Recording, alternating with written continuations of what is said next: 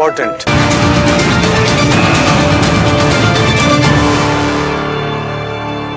আর নয়াদিল্লির খবরে নজর রাখবো, আজ সুপ্রিম কোর্টে নিট ইউজি মামলার শুনানি।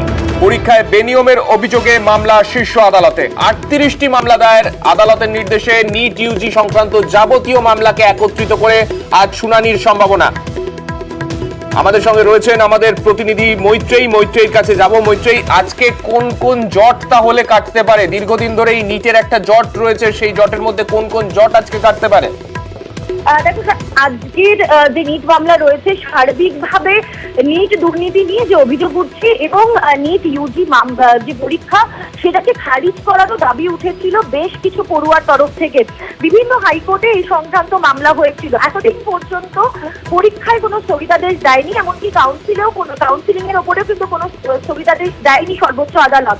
কিন্তু আজকে তারা সমস্ত ক্ষেত্রের বয়ান শুনবেন। অর্থাৎ একদিকে যেরকম পড়ুয়াদের তরফ থেকে তাদের যে অভিযোগ এবং তার সঙ্গে সঙ্গে সরকার পক্ষের এবং এনটিএ এর তরফ থেকেও তারা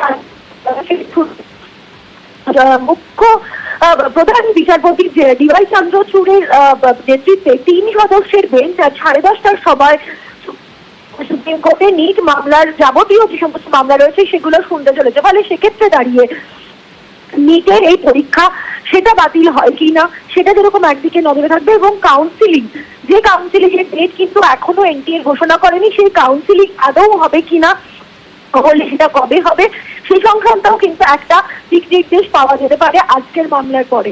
শারমিক, বেশ, ধন্যবাদ।